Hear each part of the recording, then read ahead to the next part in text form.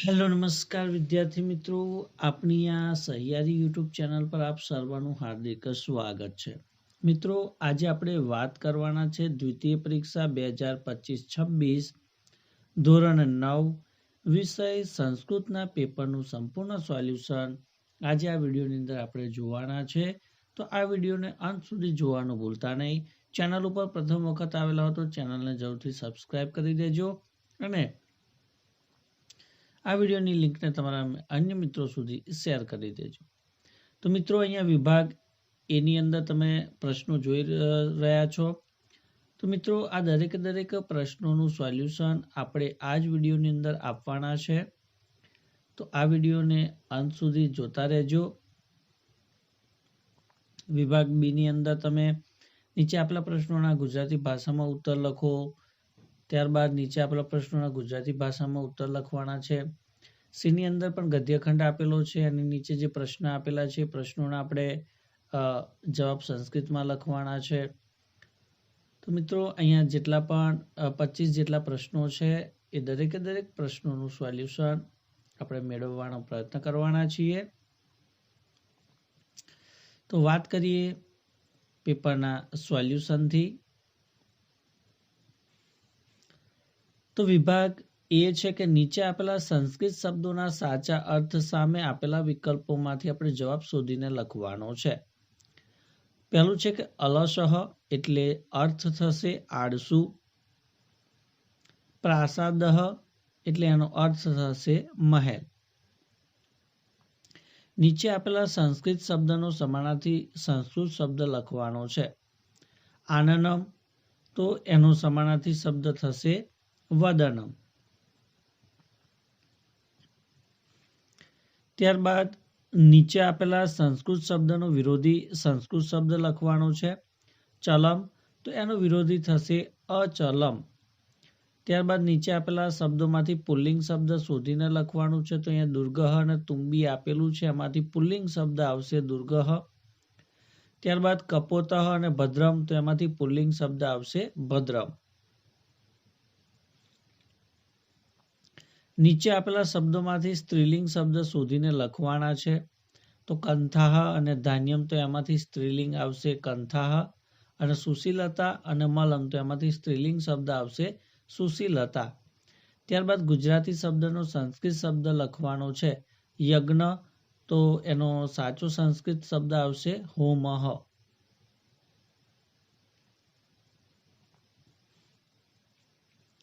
ત્યારબાદ કૌંસમાં આપેલા ધાતુ રૂપોમાંથી યોગ્ય રૂપ પસંદ કરી ખાલી જગ્યા પૂરવાની છે. અધિશઃ પાઠશાલામાં ખાલી જગ્યા તો જવાબ આવશે ગચ્છતિ. ત્યારબાદ 11મો પ્રશ્ન કે સૂચના અનુસાર કામ કરવાનું છે કે રેખાંકિત પદનો કૃદંત પ્રકાર જણાવવાનો છે. તો ક્ષંતુમ અહર્તિ મામ તો એ આવશે હેત્વાર્થ કૃદંત. બીજું છે કાષ્ઠાત પ્લસ અગ્નિ તો આની આપણે સંધિ જોડવાની છે.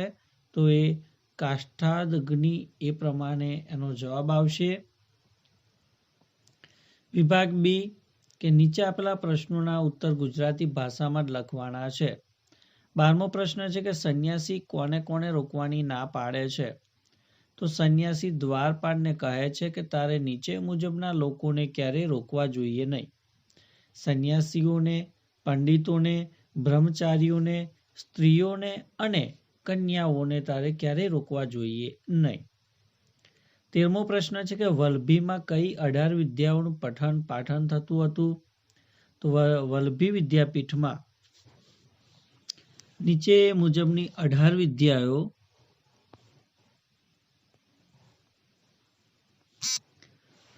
વિદ્યાઓ શીખવવામાં આવતી હતી, જેની અંદર 4 વેદ હતા. ઋગ્વેદ, યજુર્વેદ, સામવેદ, અથર્વવેદ. ત્યારબાદ 6 વેદાંગ જેમાં શિક્ષા, કલ્પ, વ્યાકરણ, નિરુક્ત, છંદ અને જ્યોતિષ. ત્યારબાદ ન્યાયશાસ્ત્ર, મીમાંસા, સ્મૃતિ ગ્રંથો, આયુર્વેદ, ધનુર્વેદ, ગંધર્વવેદ અને અથર્વવેદ એમ 4 ઉપવેદો. એમ ટોટલ 18 વિદ્યાઓનું પઠન પાઠન કરાવવામાં આવતું હતું. 14મો પ્રશ્ન છે સકારે શેનું ફળ ભોગવવાનું છે. તો સકારે પોતે કરેલા પાપનું ફળ ભોગવવાનું છે. તેને વસંત સેનાનું ગળું દબાવીને તેની હત્યા કરવાનો પ્રયત્ન કર્યો હતો અને તેનો આક્ષેપ નિર્દોષ ચારુદત્ત પર મૂક્યો હતો. આ કપટ અને કુકર્મ બદલે તેને સજા મળવા પાત્ર હતી. અથવાની અંદર 14મો છે કે સાબરમતી આશ્રમમાં શું ચાલતું હતું? તો સાબરમતી આશ્રમમાં આઝાદીના આંદોલનની સાથે સાથે સ્વદેશી અને સત્યાગ્રહની પ્રવૃત્તિઓ પણ ચાલતી હતી. અહીં મુખ્યત્વે રેડિયો કાતો, ખાદી વણવી અને દેશભક્તિના પાઠ બનાવવામાં આવતા હતા. આગળનો પ્રશ્ન છે કે ભાઈ નીચે આપેલા પ્રશ્નોના ઉત્તર ગુજરાતી ભાષામાં લખવાના છે. 15મો પ્રશ્ન છે કે મહાભારતકારે શત્રુ અને મિત્ર થવાનું કારણ શું બતાવ્યું છે?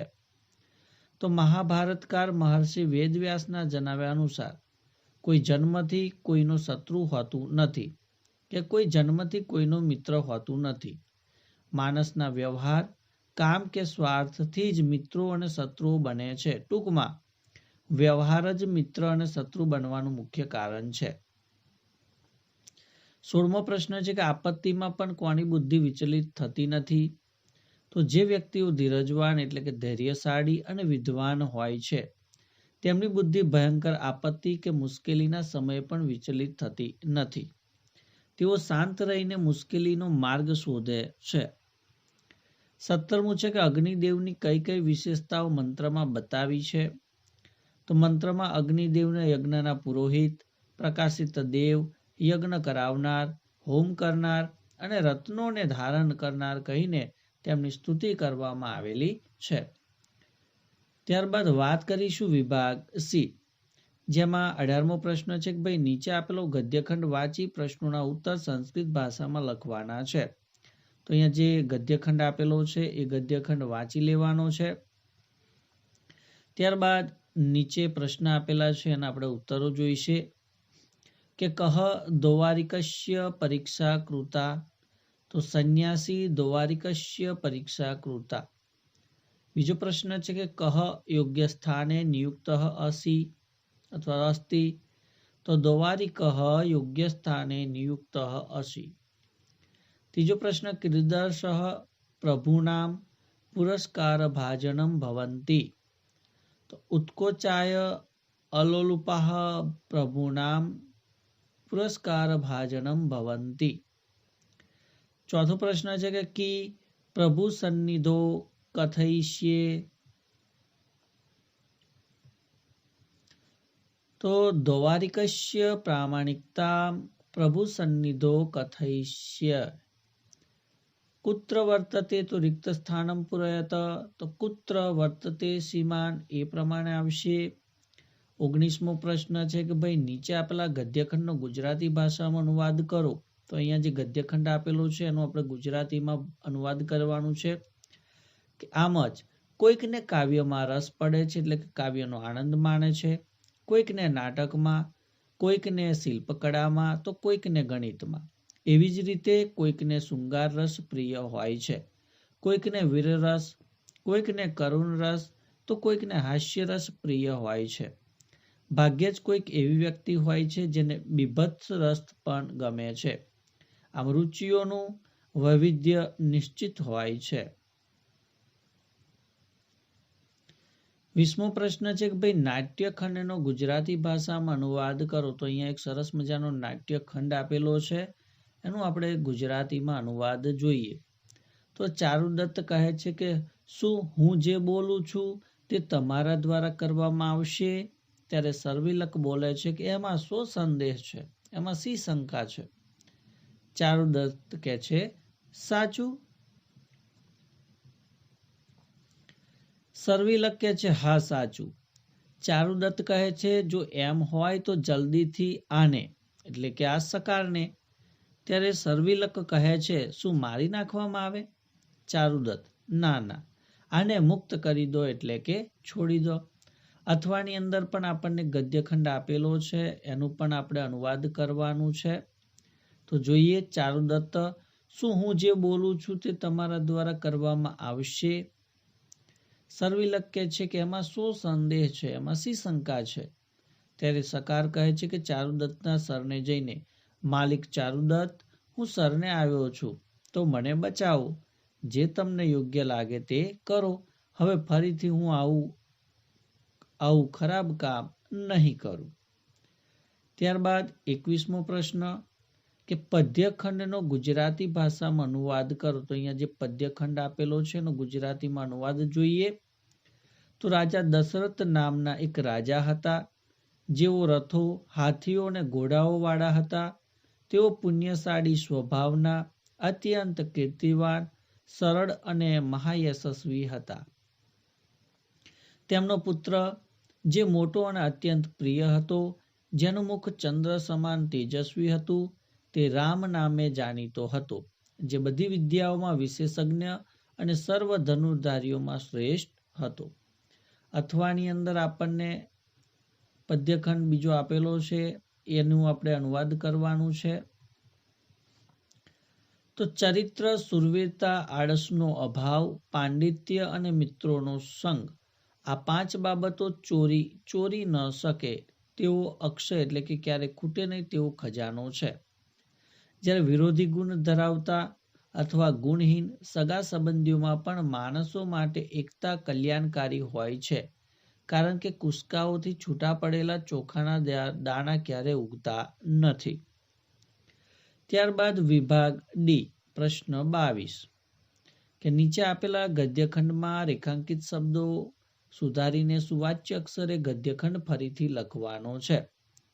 તો અહીંયા તમે જોઈ શકો છો, અદયત્વે અસ્મદીયે ગુર્જર પ્રદેશે વર્તમાને ભાવનગરે જનપદે વલ્ભી નામકમ યદેકમ ઉપનગરમ આસીત. તો જેટલી પણ અંડરલાઈન કરેલી છે એનો સાચો શબ્દ વલ્ભી નામકમ આ પ્રમાણે આવશે, અદેકમ આ પ્રમાણે, ઉપનગરમ અને આસીત આ પ્રમાણે આપણે લખવાનું છે. ત્યારબાદ 23મા પ્રશ્નની અંદર આપણને 2 શ્લોક આપેલા છે, એ શ્લોક તમારે પૂર્ણ કરી દેવાના છે. 24મો પ્રશ્ન છે કે નીચે આપેલો ગદ્યખંડ વાંચી પ્રશ્નોના ઉત્તર સંસ્કૃત ભાષામાં લખવાના છે. તો અહીંયા જે ગદ્યખંડ આપેલો છે ગદ્યખંડ આપણે વાંચી લેવાનો છે.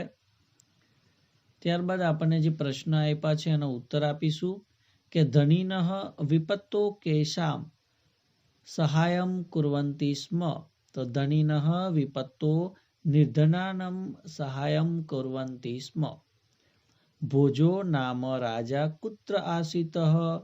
તો ધારા નગર્યા ભોજો નામ રાજા આસીત. ભોજસ્ય રાજ્યે વિદ્યાર્થિનઃ કિમ કુર્વન્તિ સ્મ. તો ભોજસ્ય રાજ્યે વિદ્યાર્થિનઃ વિદ્યાભ્યાસમ કુર્વન્તિ સ્મ. ચોથું છે કે ભોજઃ કીદર્ષઃ ગુણગ્રાહી આસીતઃ. તો ભોજઃ ઈદર્ષઃ ગુણગ્રાહી આસત. યત કોપી વિદ્વાન રાજસભાયામ સ્વકીયામ કવિતામ પઠતિ તસ્મે સ વિપુલમ પુરસ્કારમ અયચ્છત. 25મો પ્રશ્ન છે કે ભાઈ અર્થ વિસ્તાર કરવાનો છે. તો અહીંયા પંક્તિ આપેલી છે, એનો અર્થ વિસ્તાર જોઈએ કે આ શ્લોક જીવનનો એક ખૂબ જ વ્યવહારુ અને ઊંડો સિદ્ધાંત સમજાવે છે. કોઈ જન્મજાત મિત્ર કે શત્રુ નથી. જ્યારે બાળક જન્મે ત્યારે તેનું કોઈ દુશ્મન હોતું નથી કે કોઈ મિત્ર હોતું નથી. સંબંધો એ શૂન્ય અવકાશમાં રચાતા નથી, પણ સમય જતાં આકાર લે છે. માણસ બીજા સાથે કેવી રીતે વર્તે છે તે જ નક્કી કરે છે કે સામેવાળી વ્યક્તિ તેની મિત્ર બનશે કે શત્રુ.